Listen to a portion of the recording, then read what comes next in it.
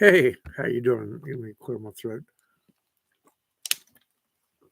It took a little longer to do this than I realized tonight. I got involved in some my cowboyron sidekicks.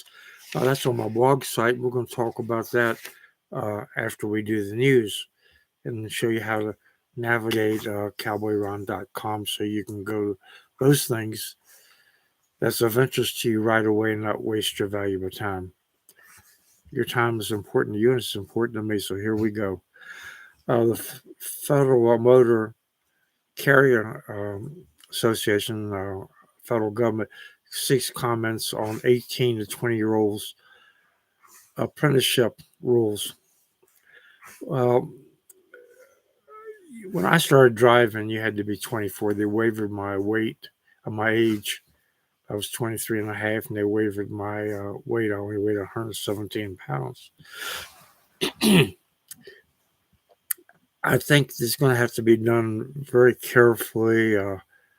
When you're young, you're not quite as responsible as you are when you get a little water under the dam.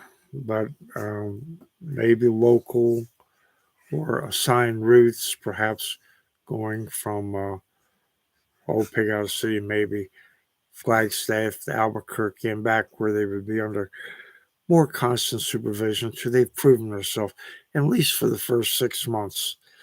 Now, another article picked up, well, Donald Trump's luck run out again, but not run out, but luck out again. Well, what they're talking about is the grand jury, and they do not have the authority or the ability to indict him, but they've all become, or not all, but main players have become uh, celebrities on television. You're not supposed to be releasing this information, talking about it. So a couple of commentators on Fox News said that the way it works, um, Trump, it'd be very difficult for Trump to have it thrown out until a decision has been made. But they did say the people who were subpoenaed, like Rudy Giuliani, um, and the other people that were brought in, Vice President Pence, could make a motion to have it dismissed. And who knows? It's all politics. So, we're paying too much to gas, seeing they're trying to crucify this man after 6, 7 years. Now, the National Transportation Safety Bureau released its initial reports on Ohio train derailment. Questions raised. It raises questions on Buttigieg. I can't say his name. The Secretary of Transportation, who really um, is above his pay grade. Oh, Weinstein, Harvey Weinstein, a Hollywood mogul for years, like many people in his letter success, thinks he's above the law and he can have his way any and every time he wanted, but he's been sentenced to 16 years in California prison. They said basically that's a life sentence. But that's California, so who knows? He might get out in 6 months on good behavior or the fact that he becomes a minister or something. A New York City terrorist trial screeches to a halt after a family outburst. The judge had ruled it was his father. Now, Tennessee House passes a bill prohibiting drag shows in presence of minors. Well, that's a given. Anything sexual, whether drag shows is good or moral, right or wrong, that's an argument for another day. But minors are not ready to receive that type of information, things, and it should be criminal. Contributes to the delinquency of a minor comes to mind. Incidentally, I was born in Knox County, Tennessee. Now, the Democrats are getting ready for the 2024 election, and they've already got 45 million in the war chest. Let me stretch this a second, keep this light going. My light goes off and I don't want it to go. Well, what they say in Washington, D.C., we have the best politics that money can buy. Now, here's something. OOIDA is now celebrating its 50th year. And I'm a happy member of that organization as a professional driver. They had free courses I could take, no charge. I took about 10 or 15 of them. One of the ones I took one day was on tires and how they were built. And I didn't realize it. I thought, and after all these years driving, I thought a new tire was just all one piece. But it goes together in sections, and season has a barcode on each piece so they can analyze it. And what they said was the recaps were actually better than a new tire. I don't see how it's possible, but it does have to be kept under the proper tire pressure. An 18-wheeler, you're not going to always check everything, or you can make a slip up. Now, California could face floods, blizzards from a huge U.S. storm, and they're just ripe for mudslides and things of that nature.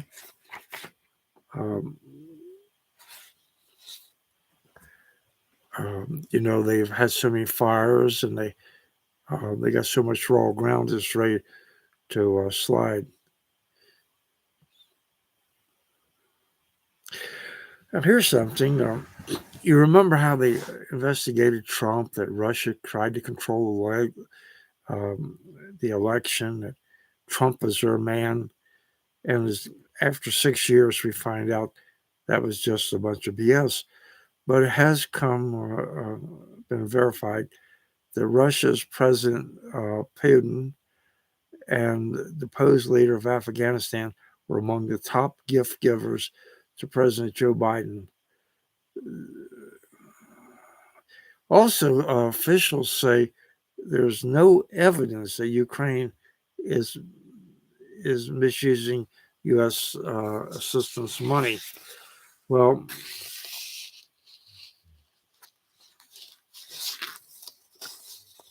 it's a given that they have a lot of people over there that cipher the money that our taxpayers give them. There's not much we can do about it. We've already gotten bid with them. And we need for them to be able to finish this up for us before we get into World War III. What I feel like, and this is my opinion now, and this is the way I see it, this is my segment.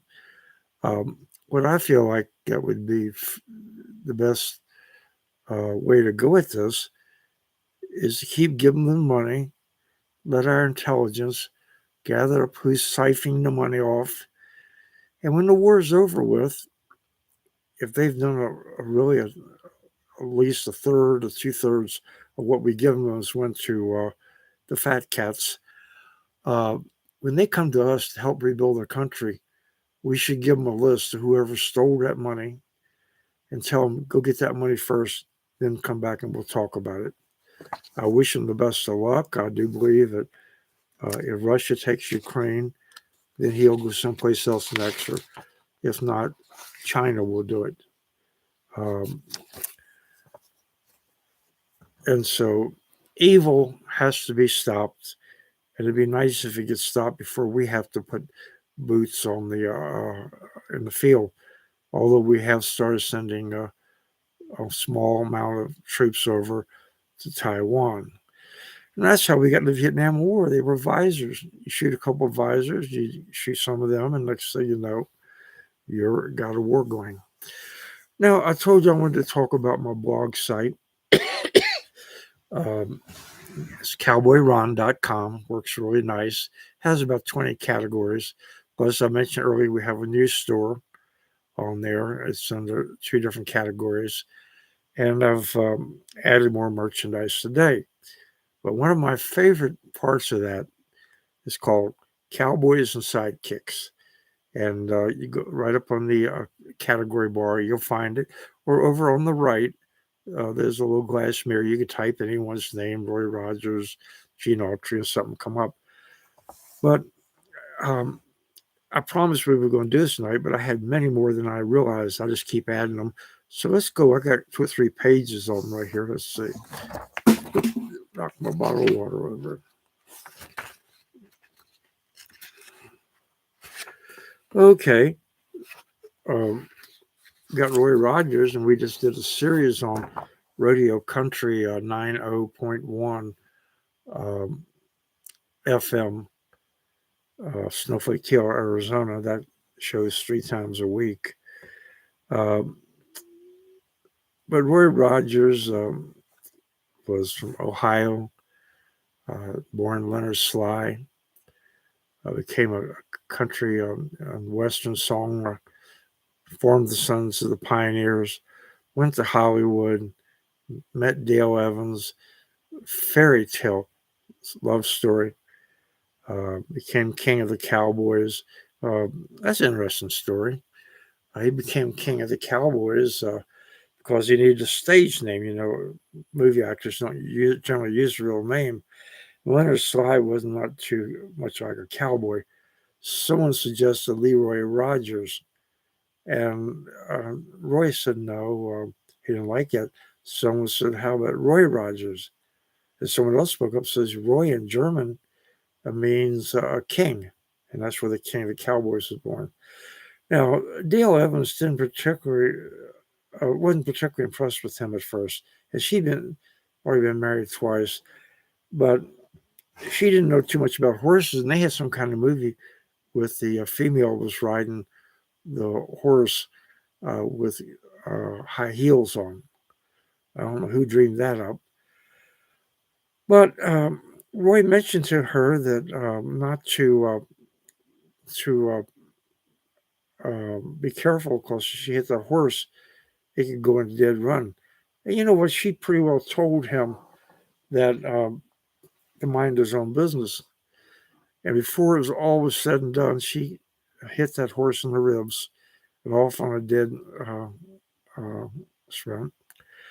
And Dale didn't have the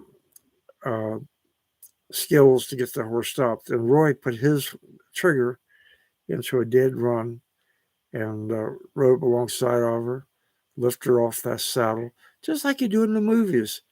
And she said after that, Roy was her only cowboy, her one and only cowboy. Okay. Also, I got Rex Allen on there, and sometimes I will dub in uh, a trailer, some movies, or some songs. In a Rex Allen, there's I consider 3 of the best songs. Well, 2 of them he sang, um, Little Joe the Wrangler, and When the Work Is All Done This Fall. He has a great voice.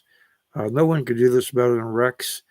And I would also mention those songs were written in about 1895, almost 2 centuries ago. So it does depict the legend of and the life of the Cowboys. And also, there's a singer on there, or Rex Allen does a tribute to John Wayne. He'd known him for 30 years. And speaking of John Wayne, in the movie The Shooters, John Wayne demanded a reshoot because he refused to ever shoot a man in the back. So he was really conscious of his image, and he formed his image from meeting the real Wyatt Earp. But someone told him Clint Eastwood uh, shoots people in the back in his movies. He says Clint Eastwood may, but I don't. And that was it. And John Wayne, when he made it a man, it was taken care of. And he was one of my favorite Hollywood movie stars. And I thought a good actor, fun to watch. Well, one of the reasons I really liked the movies that he and John Ford produced is they filmed these movies in places that you just wanted to go see. And a highlight in my life was to take an 8-hour horseback ride in Miami Valley. I couldn't walk when I got off the horse, and that's where they filmed a lot of John Ford movies and all the beautiful mesas and buttes. If you a mesa is well, you can tell a butte is taller than it's wide, and a mesa is wider than it's tall. Another one I got is Dale Roberts. You remember that on the TV series Wells Fargo Agent? I've read the book on Wells Fargo, and it was a good movie. He was always one of my favorite heroes. But I first saw him at a movie theater on F Street, Washington, D.C., Northwest, with my dad. And he played a gambler, and he was out to revenge some crooks that killed his adopted father. And there's always good action scenes, sword fighting, and all the good stuff.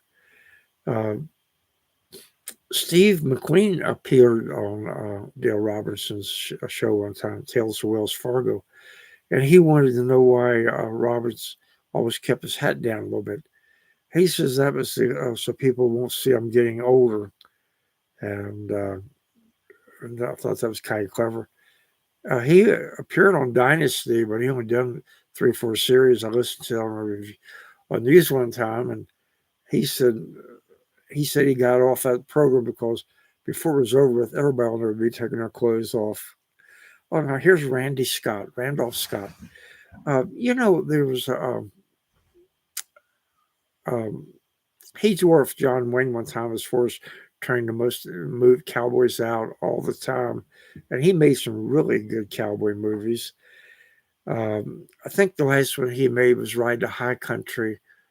Um, I can't think of the other guy's name that played in it, but that was his last movie. Now, there was a club out in Los Angeles. They did not allow movie actors to join, but he put an application in, and what they said, well, Randy is a real gentleman who happens, I repeat, happens to be a movie actor. Here's some. It was cowboy movie stars, black and white in the 30s, Hoot Gibson, uh, and he was a real cowboy. He got his way in the movies. I always liked him, and he rolled in my eyes. So he got started so far back in the days. If you were in the movies, you had to put lipstick and eyelash makeup on everything. And Don Redberry he played Kit Carson in the B series movies. And also, he got a lot of other roles. I believe he played with Sylvester Stallone, um, I think in Paradise Alley towards the end of his career. But I really liked him. Now, Tim McCoy, and we got him on Rodeo Country Music Station 90.1. And he served in the First World War. After the First World War, he was made adjutant general of the Wind River Reservation uh, in Wyoming. Hollywood came out to get some real Indians for a cowboy movie they were made, and he ended up in the movies. And he took a black hat, and he had the snapshot. He could just like that. He could hit anything, anywhere, anytime. But um, someone asked him one time why he took a a black hat. He said, "Everybody's got a white hat, so I want to be a little bit different." And after the movies, he started rodeos, um, um, not rodeo, but a circus, Wild West show. He even performed over in England. And he tells a good story. He had the real Arapahoes over there in London. And one day, this Arapaho came into him, and they dressed him as chief. And incidentally, the Arapahoes from a chief, a Arapaho would have 3 different names from the boyhood, um, intermediate life, and later on. And he says, "Oh, great chief, I fear we have a problem." And Tim McCoy said, "What is?" He says, "You know the cottony girl with the big breast down at the corner store. And Tim McCoy, Colonel McCoy, kind of shook his head. He says, um, "Is our problem that there's going to be a young Arapaho in the springtime?" And so the Indian says, "I fear, Chief, that's our problem." So Tim McCoy says, "Well, how is this my problem?" And the young Indian looks up at him. He says, "I am but a poor, ignorant savage who has been taken across the great pond to a far and distant land. And how can I be criticized for participating in cardinal pleasure?" Boy, that Indian knew how to turn the white man's talk around on him. And he was a great man, another gentleman, and come visit us on Radio Country. We really like to have you on there. Okay, let's move over to something else here. Um, Johnny Mac Brown. He was another B Western movie actor, but he got into some A movies, played with John Wayne. I'll tell you an interesting story about him. I never heard of a Johnny Mac Brown, but when I was a kid, I was a finicky eater. And on Saturday, Dad promised me if I would eat my peas, darn them things. I can tell you peas, if a waitress puts peas on my plate, even today, she can kiss her tip goodbye. But if I'd eat those peas, I could go see Johnny Mac Brown. I ate the peas, loved the movie. Johnny Mac Brown got his start as in, in Alabama. He was a football player. It was a close game, and he won that game in the last few seconds. Became a national hero, and Hollywood brought him on. And I always thought he was really a good actor, and I liked him. I believe he had white handle guns, and I remember him. And I got to say, as much as I hate peas, um, it was a good investment. Now, Phantom Empire. Okay, we've all heard of Gene Autry, Happy Trails of the, not Happy Trails, but Back in the Saddle Again. And Gene did it all on the barn dance, sang. He was merchandising guitars on Sears Roebuck before anybody ever heard of him. His first great song he helped write was Silver Haired Daddy of Mine. And that was one of my songs. I used to be able to pick it out on the guitar a little bit.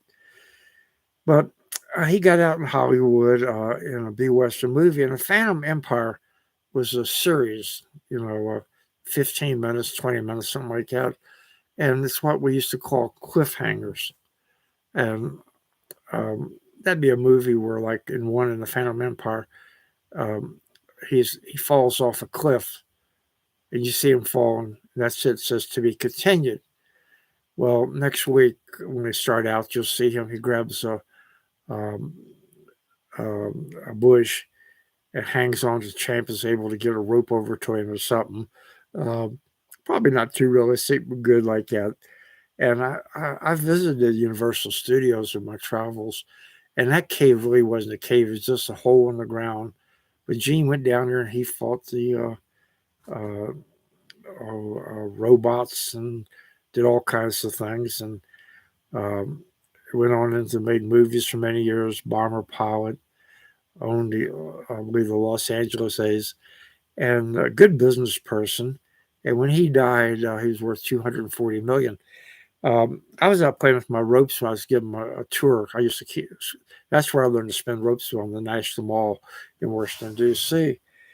And one of the ladies told me that she used to work for him, and Gene would come around if someone had a birthday and would sing happy birthday to him. And always liked him. I think he had 3 champs, and he donated a lot of money, and he helped build a museum in Griffith Park in Los Angeles. I've also been there, and that's under my Happy Trails to the West. Now, Lester Albert Burnett, born in 1911, died in 1967, better known as Smiley Burnett.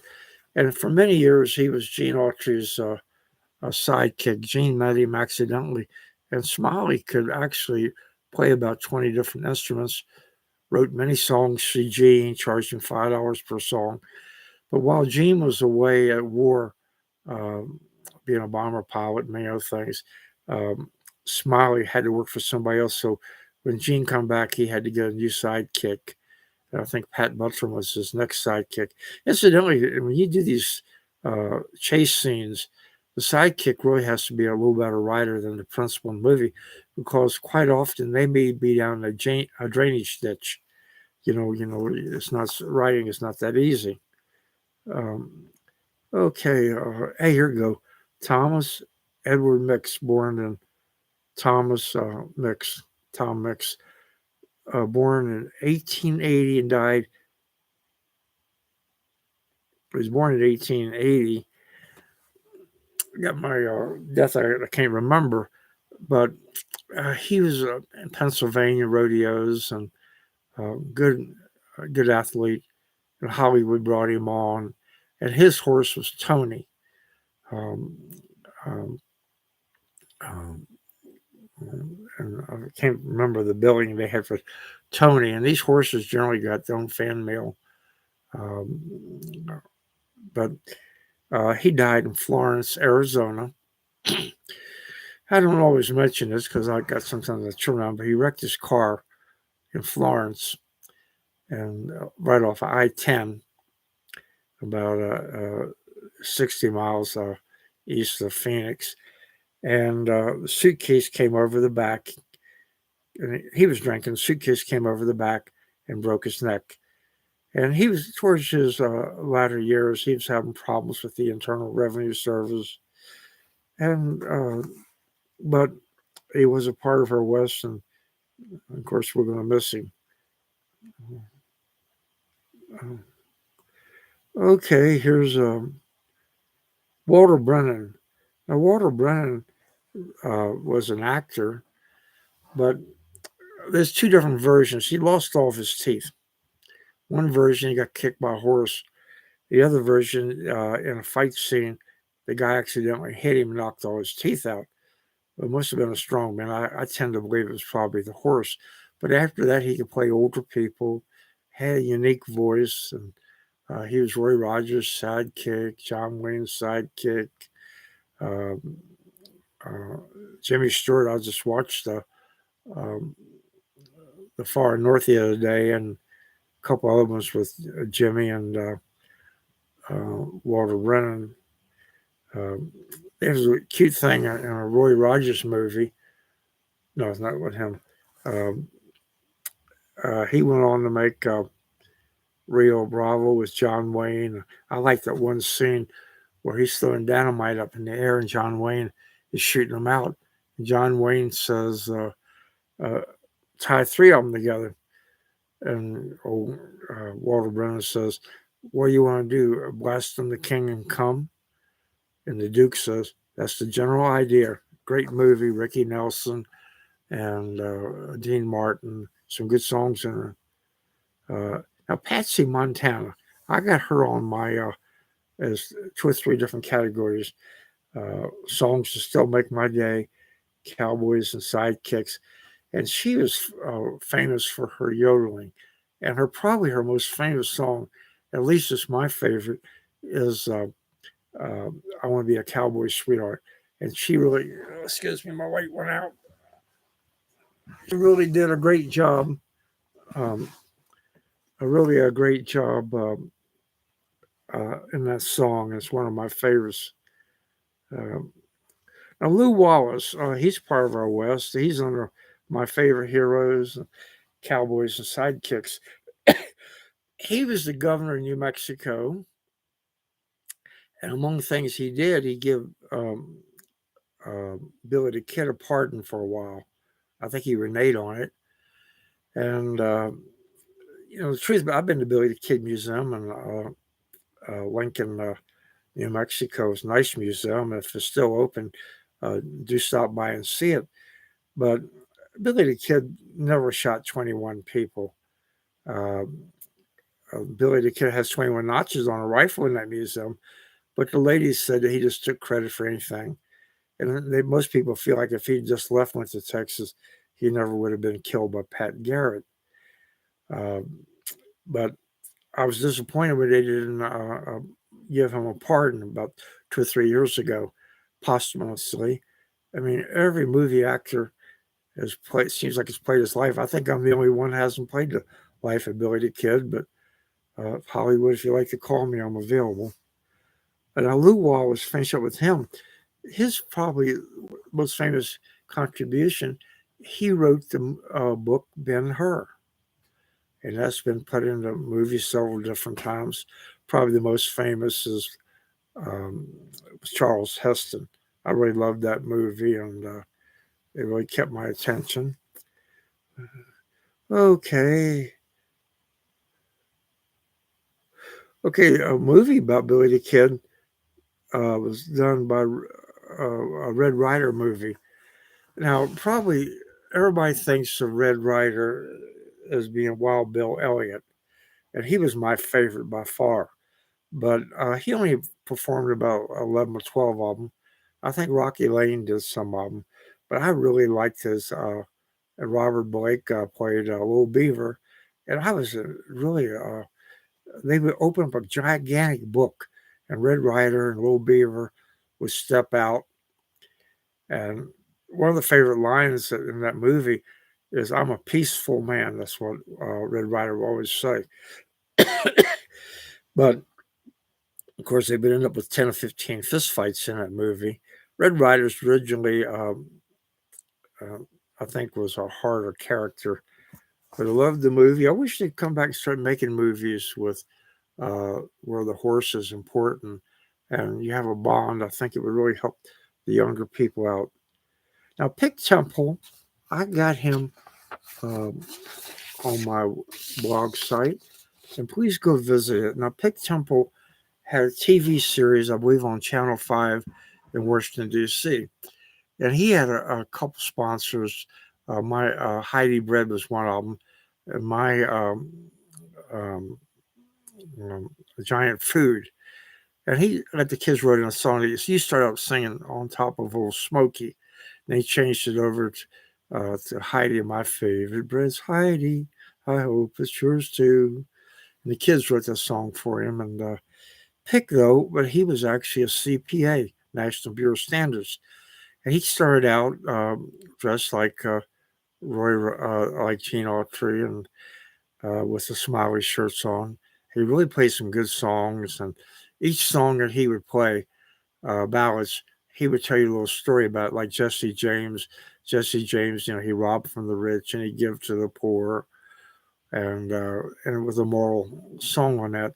But it started out on top of this Old Smoky, and this is in the 50s. And so kids, Old Pick is riding down from Old Smoky to be with us today, and I really believe that. Now, Smoky Mountains from Washington, D.C. was 450 miles. My parents tried to convince me that that wasn't true, but if Pick said he was riding down the old Smokies, he was.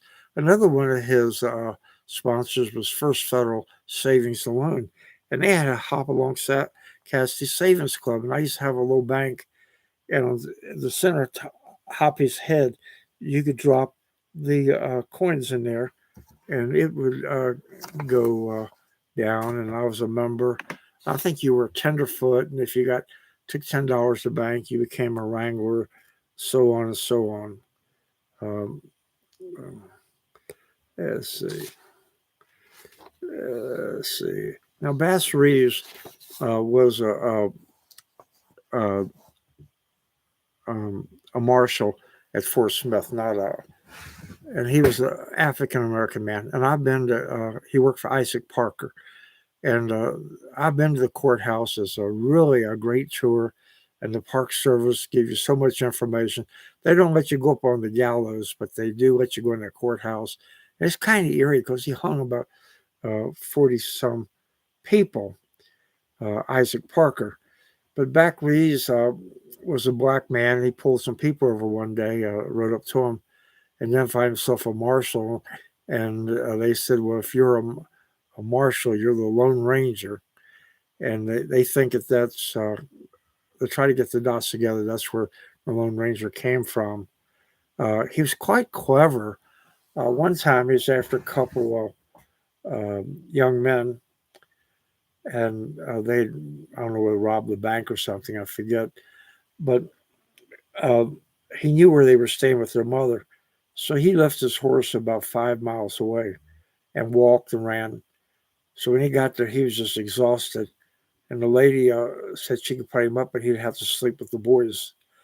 And while they were about 1 o'clock in the morning, he slapped the handcuffs on him and got it on. There was a series on television about that. And he was a real a real hero. Developed the Indian Territory, protected, probably better said. Now, Wild Bill Hickok, he's buried in uh, Deadwood, South Dakota. I've been to the grave of him. And Calamity is also uh, buried right next to Wild Bill. Uh, they don't know whether they were ever lovers or anything. There's all kinds of bad information on that. But I did enjoy the cemetery. He was a dead shot. They said he could hit a fly out of the air with his 36 Colts. Been a scout during the Civil War, become a marshal. He did develop eye problems, and uh, he generally would, at number 10 saloon, he always kept his back to the wall, but one time he didn't do it, and Jack McCall came in and shot him in the back of the head. And Wild Bill, of course, died right away. And when he looked at the hand he was holding, his aces and eights, and that's where the term dead man's hand comes from. Um, Jack McCall was acquitted by a miners' court because that's all they had there. But he kept bragging about it, and finally they went and got some marshals, and they said that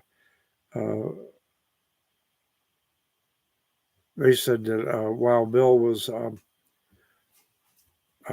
U.S. Marshal, had been that, and so they got him, gave him a trial, and they hanged him, and if he kept his mouth shut, he might have lived a long time. George Armstrong Custer, and I couldn't put all these on here for today, but I read his book, and the book I read on him was called The Son of the Morning Star. A really, really, really good book. And he goes into all kinds of things, like Custer was a taxidermist, explains how the Bureau of Indian Affairs give him the wrong uh, account of how many Indians had left the reservation. I've also been to the Little Bighorn, my wife and I, when we were traveling around. But he was a strong man. They tell an interesting story about the Indians, how they see things. And this will be my last bit of information. During a battle, there was a lot of Indian scouts, and a captain or a lieutenant had been shot, and much of his face was banged up, cut. And the way Indians would move their injured around, they would let the poles drag behind the horse, and that would act as a cushion. But the cavalry, where they did it, they had the two poles going from the horse in front, one in the back. And while they're going along a cliff, that bounced that wounded soldier out. He went down a 40-foot cliff. And when they got him back in there, one of the Indians said, the other Indians, the White Eyes don't take good care of their chiefs. And I thought that was interesting. But the soldier recovered, and about 90 days later, he was back into action. So go on cowboyron.com and look under the categories Cowboys and Sidekicks. I think you also like Happy Trails to the West. Those are places I've actually been to. And got a lot of Western songs on there. And it'll make your husband or you and your husband happy for be a lot of time here. Also, don't forget to watch me on or listen to me on Radio Country 90.1 FM, Snowflake, Taylor, Arizona. And so next time, Cowboy Ron saying happy trails.